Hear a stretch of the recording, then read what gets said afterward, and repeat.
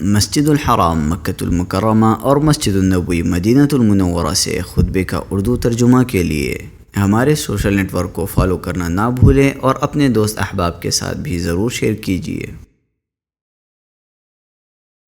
خطبہ جمعہ مسجد الحرام، تاریخ 24 رجب 1446 ہجری بمطابق 24 جنوری 2025 عیسوی۔ موضوع اللہ سے حسن ظن۔ خطیب فضیلت الشیخ بندر بلیل حفظہ اللہ، ترجمہ حشر الدین مدنی۔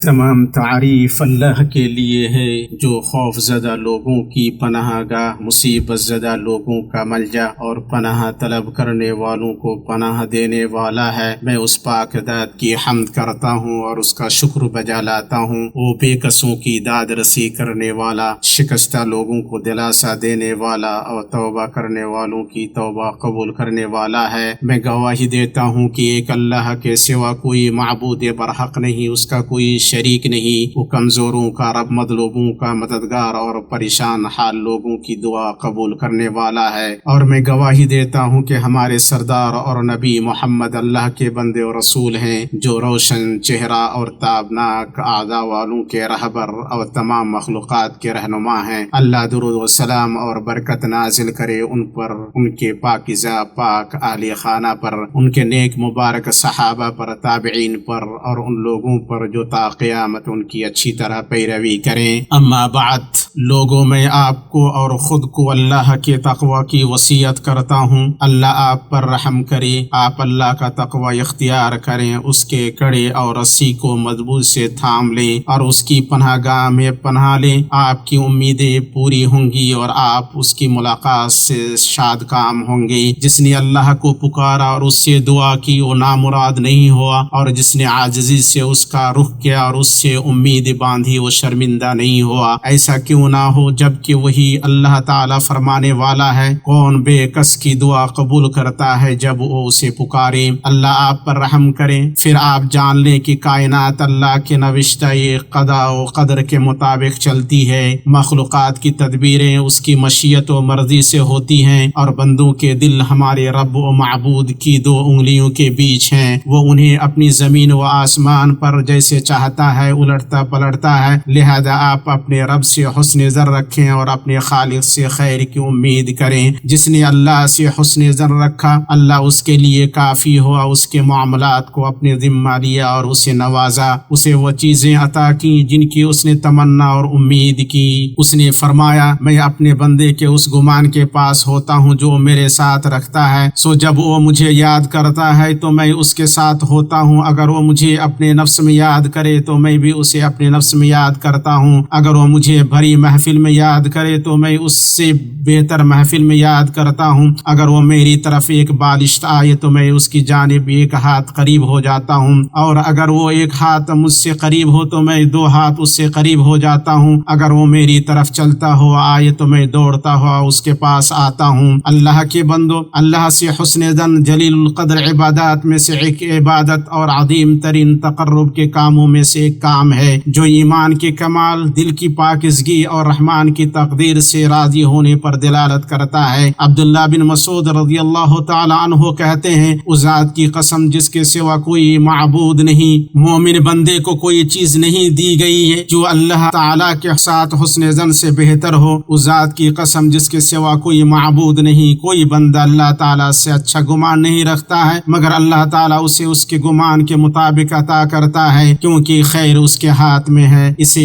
ابن ابی دنیا نے روایت کیا ہے۔ اور حسن ظن اللہ کے شائن شان جمال و جلال کی ان معانی کا اعتقاد رکھنا ہے جو اللہ تعالیٰ کے اسماء و صفات اور معزز اقوال و افعال میں پنہا ہے۔ ساتھ ہی اعتقاد رکھنا ہے کہ اللہ تعالیٰ کو ماضی اور مستقبل میں کمال قدرت حاصل ہے اور اس پر اچھے اثرات اور اخلاق مترتب ہونے والے ہیں۔ اللہ سبحانہ و تعالی رحم کرنے والا مہربان ہے، کرم اور احسان کرنے کرنے والا ہے، مہربان و سخی ہے، مشفق ہے اور عطا کرنے والا ہے، قوی و قادر ہے، خالق اور زبردست ہے، پریشان حال لوگوں کی دعا قبول کرنے والا ہے، رب الارباب ہے، بادلوں کو چلانے والا ہے اور اپنی مخلوق کو مٹی سے پیدا کرنے والا ہے، وہ زندہ ہے جو کبھی مرنے والا نہیں، قیوم ہے جو کبھی نہیں سوتا، وہ اپنی بلندی میں قریب ہے اور اپنی قربت میں بلند ہے، جو کچھ اس نے لکھا اور جاری کیا اس کو خوب جاننے والا ہے، اس کی زمین اور آسمان میں اس کی مخلوق کی کوئی حالت اس سے پوشیدہ نہیں ہے، وہ اپنے افعال میں حکیم ہے، اپنے بندوں پر رحیم ہے، جو اس سے پناہ طلب کرے اور اسے اپنا دوست بنا لے اس کا مددگار ہے، لہذا جس شخص کو بیماری نے بیٹھا دیا ہو اور اسے اپنی لپیٹ میں لے لیا ہو اور ہسپتالوں کے بستروں کا اسے قیدی بنا دیا ہو کہ وہ اس کا گھر اور ٹھکانہ بن گئے ہوں، تو ایسا شخص ایوب علیہ السلام کی دعا اپنائے جب بیماری ان میں اپنی انتہا کو پہنچ گئی، ان کے جسم میں گھر کر گئی اور انہیں نڈھال کر دیا، تو انہوں نے اپنے رب اور مولا کی رحمت کے تئیں اپنی ضرورت کا اظہار کرتے ہیں اس سے گڑ گڑا کر دعا کی اور اسے پکارا۔ اللہ تعالیٰ نے فرمایا، اور ایوب کو یاد کرو جب اس نے اپنے رب کو پکارا، بے شک مجھے تکلیف پہنچی ہے اور تو سب سے بڑھ کر رحم کرنے والا ہے، تو ہم نے ان کی سن لی اور جو دکھ انہیں تھا اسے دور کر دیا اور ان کو اہل و عیال عطا فرمائے، بلکہ ان کے ساتھ اتنے ہی اور بھی دیے اپنی خاص مہربانی سے، تاکہ سچے بندوں کے لیے سبب نصیحت ہو۔ اور جو شخص مانوس کرنے والی زینت حیات سے محروم ہے اور وہ اس لیے وحشت زدہ ہے کہ وہ خود تنہائی کا شکار ہے اور ہر صاحب عیال اپنی دنیا میں مشغول ہے، وہ زکریا علیہ السلام کی دعا سے کہاں کھڑا ہے جب وہ اپنے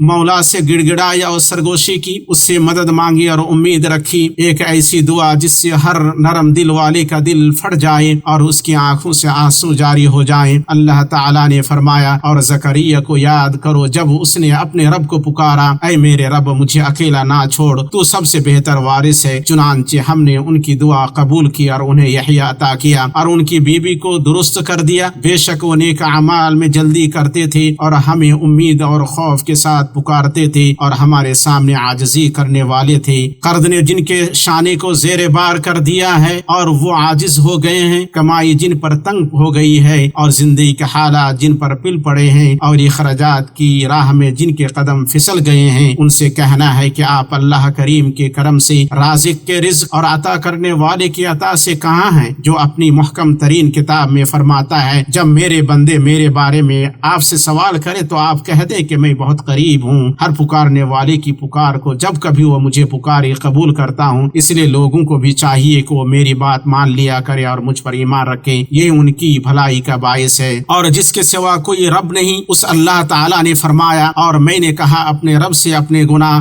بخشوا، وہ یقیناً بڑا بخشنے والا ہے، وہ تم پر آسمان کو خوب برستا ہوا چھوڑ دے گا اور تمہیں خوب بے در پہ اہل و اولاد میں ترقی دے گا اور تمہیں باغات دے گا اور تمہارے لیے نہریں نکال دے گا۔ ان سے کہنا ہے جنہیں مصیبت لاحق ہے، دشمن جن پر پل پڑے ہیں اور زمین ان پر تنگ ہو گئی ہے، وہ دعا کے ساتھ ہاتھ اٹھائیں، اللہ سے قبولیت کی یقین کے ساتھ دعا کریں، اس لیے کہ اللہ تبارک و تعالیٰ آپ کا حال دیکھ رہا ہے، آپ کے زخموں سے واقف ہے، وہ آپ کے آنسوں کو دیکھ رہا ہے اور آپ کی آہیں سن رہا ہے، وہ آپ کے دشمن کو مات دینے پر قادر ہے، اور جب اللہ تعالیٰ کچھ چاہتا ہے تو اس کے اسباب مہیا کر دیتا ہے۔ اپنے رب کے ساتھ اچھا گمان رکھیں، اپنے رب کی کتاب اور اپنے نبی کی اور اس کے نبی کی سنت کو مضبوطی سے تھام لیں، وہی غلبہ و قوت ہے اور یقینی طور پر انہی سے نجات ہے۔ اللہ تعالیٰ کا فرمان ہے، یہاں تک کہ جب رسول نا امید ہونے لگے اور ان کی قوم کے لوگ خیال کرنے لگے کہ انہیں جھوٹ کہا گیا، فوراً ہی ہماری مدد ان کے پاس آ پہنچی، جسے ہم نے چاہا اسے نجات دی گئی اور ہمارا عذاب گنہگاروں سے واپس نہیں کیا جاتا۔ اللہ کے بندو خبردار، اللہ کی رحمت سے مایوس و نا امید کبھی مت ہو جانا، مایوسی و نا امیدی کفر و ضلالت کی قاصد ہے، جیسا کہ اللہ تعالیٰ کا فرمان ہے، اللہ کی رحمت سے نا امید نہ ہو، یقینا رب کی رحمت سے نا امید وہی ہوتے ہیں جو کافر ہیں۔ اور اللہ تعالیٰ نے فرمایا، اپنے رب تعالیٰ کی رحمت سے نا امید تو صرف گمراہ اور بہکے ہوئے لوگ ہی ہوتے ہیں، اللہ کی رحمت سے مایوسی اللہ سے بدگمانی ہے۔ اللہ تعالیٰ کا فرمان ہے، اور انسان پر جب ہم اپنا انعام کرتے ہیں تو وہ منہ موڑ لیتا ہے اور پہلو پھیر کر چل دیتا ہے، اور جب اسے کوئی تکلیف پہنچتی ہے تو وہ مایوس ہو جاتا ہے۔ نا امید کرنے والوں، ہمت توڑنے والوں اور ان کی رحمت سے مایوس کرنے والوں سے بچیں، جس کے دل کو بدشگونی نے بھر دیا ہے اور جو ہمارے ارد گرد وسعت کو تنگ کر رہا ہے، اس سے کہو سعادت کا راز اس ذات کے ساتھ حسن زر رکھنے میں ہے جس نے زندگی بنائی اور روزیاں تقسیم کی۔ ابن قیم رحمہ اللہ فرماتے ہیں، بندہ جب جب اپنے رب کے ساتھ حسن ظن رکھنے والا ہو، اس سے اچھی امید رکھے اور اس پر سچا توکل کرنے والا ہو تو اللہ تعالیٰ اس کی امید کو نہیں توڑتا ہے جو اس نے اس سے باندھ رکھی ہے، کیونکہ اللہ تعالیٰ کسی امید رکھنے والی کی امید کو ناکام نہیں کرتا ہے اور کسی کام کرنے والی کے کام کو ضائع نہیں کرتا ہے۔ میں اپنی یہ بات کہتا ہوں اور اپنے لیے اور آپ کے لیے اور بقیہ تمام مسلمانوں کے لیے ہر گناہ سے مغفرت طلب کرتا ہوں، آپ بھی اس سے مغفرت طلب کریں، بلا شبہ وہ بہت بخشنے والا رحم کرنے والا ہے۔